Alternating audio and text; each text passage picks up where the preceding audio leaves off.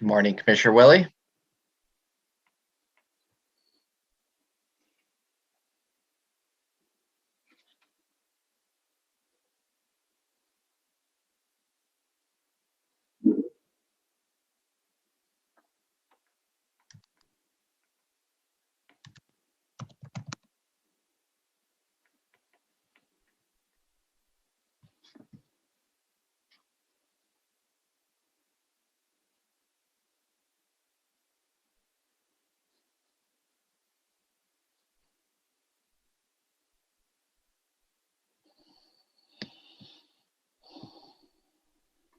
Good morning, Commissioner Fye, Chair Harrington.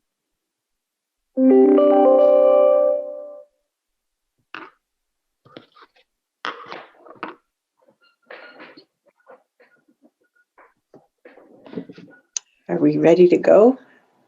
We are ready to go, Madam Chair. Well, good morning, everyone, and welcome to the Tuesday, April 20th, 2021 Washington County Board of Commissioners work session. The first item on the agenda is board communication. Who would like to go first? I will, since last week I made everybody else go before me, so it's my turn to go first. I've made a list of the things that happened the last week. We did have the meeting, the child care meeting that Mayor Bubenik convenes, along with that's facilitated by Bridget Brooks.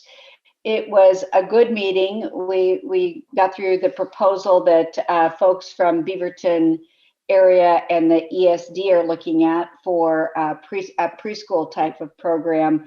But I can tell you that there's trust that needs to be built in that committee, that there were some hard feelings about, I believe it's Senate Bill 299, and pressure from the Washington County Kids Group to support that, and it wasn't well received by the mayor. So anyway, we're working through all of those issues, but that was the purpose in bringing the two groups together, was to be able to work through those issues. I had my first homeless advisory committee, but it conflicted with the child care committee, so I could only attend the first half, but introduced myself and told them that I would be participating, and Megan sat in and took notes for me at that meeting. I also finally had the opportunity to have my one-on-one with Matt Craigie, and I think things are looking really good there. I gave him my perspective on some of the childcare, daycare related issues, and also what we did previously with the CRF funding. He's really got a great handle on things, and I'm very encouraged by the way he's moving forward. So I think that that's a good thing. Chair, he did listen when you said we don't do ourselves any favor when we talk about Washington County as the economic engine when we're talking about state-related issues and others. So he's a good listener as well. So that's a good thing. I met yesterday with the chair for an update on the REC and the Racial Equality Committee, Racial Equity Committee, and that was interesting, but clearly we're not at a position to answer what their requests are at this point. I had a constituent meeting. This is the sidewalk on Cornell that we met with as a board. There continues to be issues there, so I met with her, and I'm talking with Stephen and LUT on those issues. CPO 1 was this week, and that meeting was just kind of more of a Q&A type of approach, and I did talk a lot about the state of the county and what we were going to be doing there. And I had a Central Cultural Board meeting, and the review of the gala was the key point there. So that's been my week. Go ahead, Commissioner Fye. Mine is really quick, Chair, and just last week was pretty busy with County College and check-ins with So I don't really have anything to report this morning.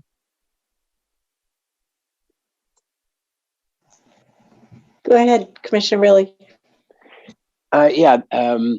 And Chair, I don't know if you want to report on the Council of Forest Trustlands meeting that we attended yesterday.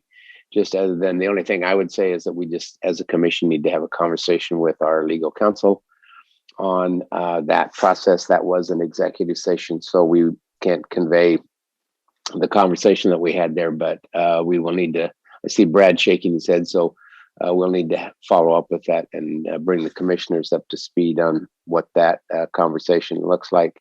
Also attended the AOC membership meeting that was regarding the dues.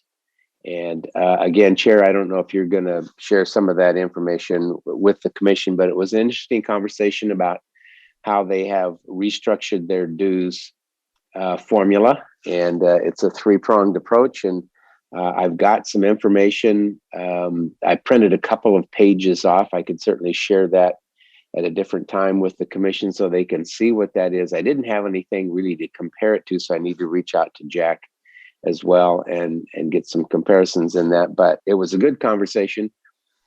The AOC staff were not particularly enamored with only 40 people showing up to hear about this, but I thought it was pretty good. So I don't know what your comments on that. I'm really glad you attended. You know, it's been reviewed at multiple committees and then at the legislative committee and the board. So there's at least 40 commissioners that have already seen it. So 40 plus 40 is a pretty big, you know, group of the commissioners. You all should have received the information and proposal through the multiple AOC mailings directly. So it's not something that I felt I needed to push out directly and bother you with it again. But it is a sound methodology. It does raise our dues a little bit, but in a very predictable fashion from here on. So they wrestled with multiple proposals over the last few years. So I do think this is an improvement. But I'm really glad you went. That's great. And yes, please do follow up with Jack and share what you learned. That's excellent. Well, yeah, it was intriguing to me that, you know, they said they had been running at about $160,000 deficit for several years. And I thought, wow, I probably would have been considering a dues increase a little sooner than this. But they've done that. They've put a ton of work into the analogy of how they're going to assess those, like you said, Chair. And so, yeah, I just got the impression that this is almost becoming old news. It's a good idea, so let's just do this, you know. So anyway. You are right. It's about 5 years in the making, but first they got the books in order. Then they had to work through different proposals because the proposal in 2019 was rejected in the summer. So then it evolved in 2021 and Commissioner Tree saw it in terms of the membership committee, and then it evolved some more. So I think what we have is the best one thus far. So yeah. Seemed to me it had been fully cooked, that's for sure. So this week just continue to have a variety of constituent meetings, meeting with other organizations, rural broadband meeting tomorrow. I'm looking forward to that. We're talking to a variety of consultants and experts about how we should be proceeding. I had the GPI board meeting this week as well. So it's a busy week, but it's been good. So thank you. Can I ask a follow-up question from the CFTL meeting? Brad, since there was, after the executive session was done at CFTL, there was a motion that was held in public session. Can we share what that result was? Yes, you can share that. Okay. So the question though is if this was just a group of litigating parties, then we probably want to have an executive session on this. If it was beyond the litigating parties, then you can talk about it. Yeah, so Alan had said he was working on an issue paper and would be working on getting that scheduled. So that's what I'm waiting on. So, Yeah, I would just wait for that. yeah, I don't know if, I don't know what the timeliness of it is, if we need to try and squeeze it in this Thursday with our roundtable day, or if it can wait. The actions taken, that's not a problem. So we're not holding anything up. But I just don't want it to go a month before commissioners are aware of what's transpired. That's all. Yeah, and I would Alan, agree with that. I'd like to see us at least have a conversation as a commission. So yeah, Brad, the sooner that we could do that would be my preference. At the chair's recommendation, she and I both abstained in the voting because we hadn't had that conversation with you. So yeah, I would like to see us have that conversation as a commission. I will let Alan know. We'll get it on for your board. Okay, Commissioner Rogers. Good morning. Yeah, last week was extremely busy, starting out with WCCC on Monday. We also had a meeting with Earl Blumenauer. It's always good to see Earl and reminisce about 1,000 things that we always seem to reminisce about. On Wednesday, I met with Matt Craigie as well. He seems to have an understanding of where we're going. So I was appreciative that he had a little bit broader perspective. And I think that comes from his Metro days as well as his Echo Northwest days. So I had a good, it was supposed to be a half hour, turned into about an hour and a quarter. So it was a little bit longer than I anticipated, but that's okay. Thursday, I had my final meeting with JPAC. The chair was kind enough to say a couple of remarks, which was much appreciated. Thank you. At the beginning of that meeting. So I thank her for that. I also spoke to a business group last week, had evaluations for Andrew McGough. I'm on that evaluation committee in the yearly review, and that's always a lengthy process to chat about those sorts of things. And this week is going to be off to another one. I have at least 3 mayors I'm meeting with on various topics, 3 different cities, and I've got a couple more I've got to chat with as well. So I know this will be an active week as well. So that's it. Somebody's not muted. Thank you. Thank you, Commissioner Rogers. And as for me, yes, we have a lot going on, don't we? There was in the AOC weekly coronavirus call last week, I learned that FEMA has provided some additional dollars to community members in 2 primary areas. So there is now COVID funeral assistance, and there is a phone number that folks can call 9 a.m. to 9 p.m. Monday through Friday Eastern Standard Time, 844-684-6333 to get information on how they can get funeral costs due to COVID covered. The other is there are now FEMA dollars available for building cleaning as that cleaning needed to increase due to COVID. And so it's now fully reimbursable, the cost that businesses are incurring. And that includes, temperature scanning devices, physical barriers, signage that's needed. Now, the time frame for that is it starts January 21 of this year, 2021, through September of 2021. So any expenses incurred during that 9 months of 2021 are fully reimbursable. So I wanted to make sure to bring that to life. Like you, I had a get to know you session with our economic development manager, Matt Craigie. We had a meeting of the Metro Area Regional Solutions Committee on Friday.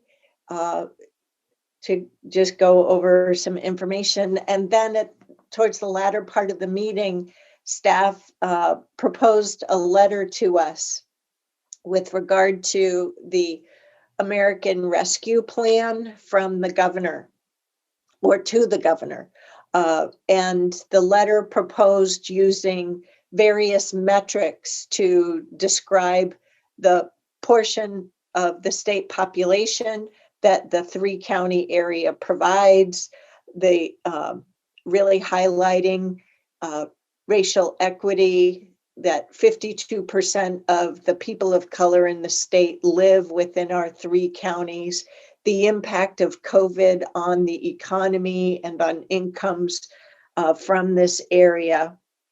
And then in the closing of that letter, it went on to champion asking the governor to please prioritize these, because of these factors, this area. A couple of our elected colleagues felt that if we as the 3-county area advocated on behalf of our situation and needs, that would rub our more rural county colleagues wrong. I didn't see it that way, because it's not wise to negotiate against yourself. In the end, staff came up with a compromised wording. So as soon as I have a copy of that letter, I'll forward it to you. But it would achieve what you would be hoping for, speaking from facts, to advocate on our behalf to ensure that our area is receiving a good portion of the American Rescue Plan funds in order to recover from the pandemic, recovery from that, as well as from the associated economic crisis. I attended the Clean Water Services Advisory Committee last Wednesday evening. That was really interesting. They were talking about some additional chemicals that they're working to help capture during the sewage lines, as well as in the treatment plants.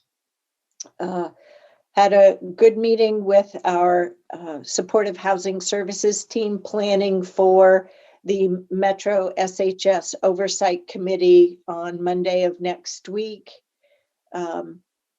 Last Tuesday night, I attended the Beaverton City Council as part of the SHS Roadshow from the county.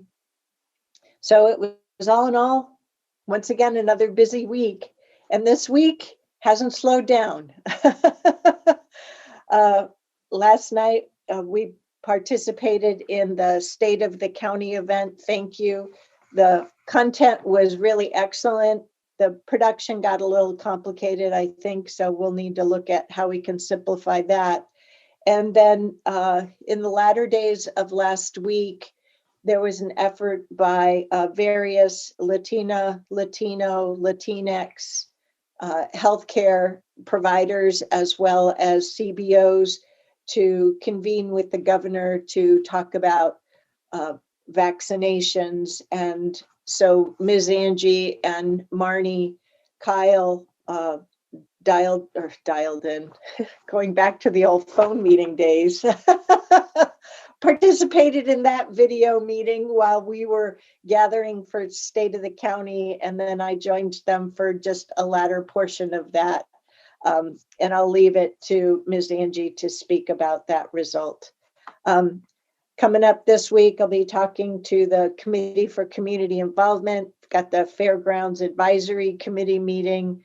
And this is the time of year where we're sure to meet, because the FAC has to approve the annual maintenance plan and associated budget before we get into our budget meeting. And then we also have a budget orientation meeting this Wednesday night. That's pretty cool.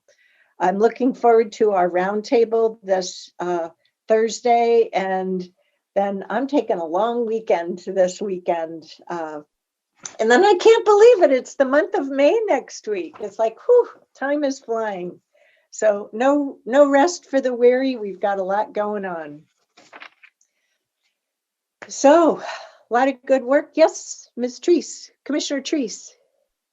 I forgot to mention that I too am taking a long weekend. I'm taking Friday and Monday, and for the first time in 15 months, I'm going to be able to see my grandsons on the East Coast. Whew. Great, Very great, excited about that. good, good, good. So, leadership communications, Ms. Angie. Good morning, Chair, Board of Commissioners. This is budget season. So right now, I think in numbers and balancing budget. So staff are working feverishly to finalize the proposed budget to submit on the 28th. So this is really an exciting time from a staff level because the budget is one, if not the most important policy document that the board adopts on an annual basis. And it's a great opportunity for us really to step back and examine our service and service outcomes that we provide to the community. So I'm looking forward to submitting my first proposed budget here in Washington County to you all. The COVID cases do continue to rise in our community as well as our workforce. We currently have 3 positive cases as well as 5 close contact cases. So those employees are actively in quarantine. We will be reminding department directors as we will be moving into high risk status, the importance of encouraging telework. Our departments and operations have had great protocols in place to keep not only our employees safe, but also our community members who do need to access in-person services in a safe manner. I just want to express appreciation again to the Board of Commissioners for their continued support for safe Washington County operations and continuous upholding of the science of the COVID virus. Chair? I really want to give my colleagues big compliments, an expression of appreciation from my part. We've all through, we had a lot of discussion last year about the science, and we really stood by our staff in making decisions that were backed by science. Well, now there have been, and there were moves last year to really politicize things. But a lot of really difficult situations we found ourselves in. But this year, we have stayed true to not politicizing any aspects of our COVID response as well as COVID recovery. And that really speaks very highly to your integrity. We're dealing with, we continue to experience displeasure from different parts of our community who want convenient access to the vaccines. Now, luckily, the federal pharmacy implementation, I think, is helping address that. Walgreens, Costco, Safeway, you name it. But we have a lot of folks, as we've seen through our constituent reports, that are disappointed that they can't get slots at the Nike campus. I haven't seen any complaints about getting access through the Hillsborough Stadium. But none of us, out of the 5 of us, have been grandstanding in any way, nor have we been politicizing. And I've seen some others do that. So I really want to compliment you. It really speaks to your character, to making sure that we are supporting our team to do the best that can be done to support our community. It's not lost on me at all. Thank you very much. Sorry, Ms. Angie, I forgot to mention that earlier, but I didn't want to bring up COVID. That's okay. Thank you, Chair Harrington. And by the board's leadership, what that allows staff to do is staff to have the ability to focus on COVID response as well as vaccine disbursement continuously looking at the outcomes. There is an outcome that I do want to share that we were alerted last night during the conversation with Latino Network, as well as Governor Kate Brown. Director Pat Allen had shared that in the last 3 weeks, 25% of Washington County doses were provided to people who identified as Latinx. To my understanding, this is the highest percentage in the county, which really ties to, go ahead, Chair, I think you were gonna.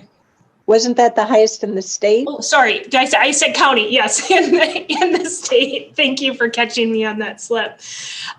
So this is a data point to be very proud of, as it directly coincides to our commitment to equity and also reducing the disparities. Last week, the Latino Network had raised a strategy and had asked that the governor commit to some of the strategies. That was the premise of last night's conversation. And there is going to be continued conversation on Wednesday evening. What I'll say as far as an outcome from that conversation is appreciation from many of the CBOs on the call for Washington County's approach and Washington County's partnership with the CBOs.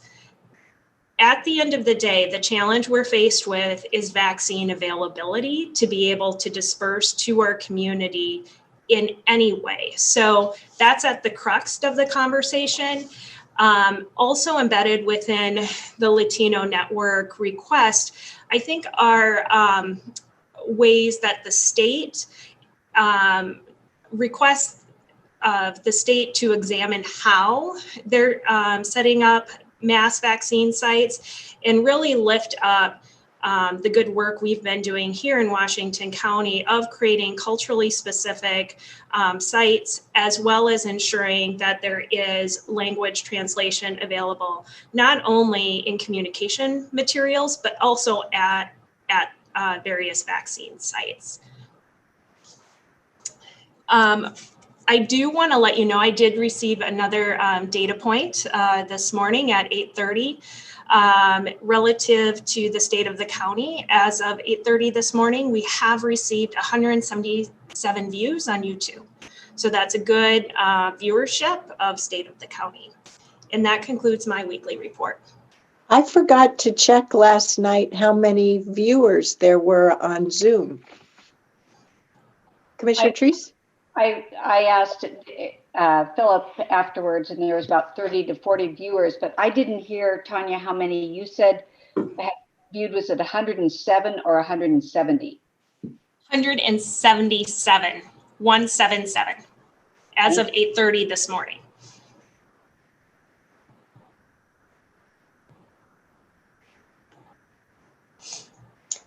Brad, thanks for being with us today. I know we have an executive session later. Anything else? Well, as you know, Alan's out getting his vaccine shot this morning. He intends to be back this afternoon. We'll see how it goes for him, though. Is it yes, number 2? It is number 2, yes. Okay. So we'll see what happens to him. Yeah. Because we hear that's the rough one. Yep. The executive session we're going to hold right in a few minutes is probably going to last the full hour, just to let you know. So that's all I have to report. And Mr. Jonkers is here for Ms. Taniguchi Dennis, who is recovering from her second vaccine. That is right. Thank you very much, Chair and members of Clean Water Services Board of Directors. Diane is out today, recovering from her second shot, as you said, which is great. We're thrilled about that. An increasing number of our employees are in at least first or second now, which is terrific. As Tanya said, we, like the county, it's all budget all the time right now. We will be delivering the budget to the Budget Committee and to the board next Friday. We'll also be providing you a bit of a briefing of some other materials related to the budget at your roundtable next Thursday. I wanted to thank the chair for attending CWAC last week and welcoming our 2 new members, Alex Fan and Alan Jesse, who have joined the commission. Also want to remind the commissioners that we will be recruiting for additional CWAC members in August, so that we've got a big turnover in the people that will be attending, that will be part of that. From a COVID report, as Diane shared with you last week, we do have one positive case, mild symptoms, fortunately, and they're quarantined at home. In the last week, we have had 2 additional employees who have had primary exposure. So they are awaiting test results and are currently quarantined at his home as well. So that's all I have. Thank you very much.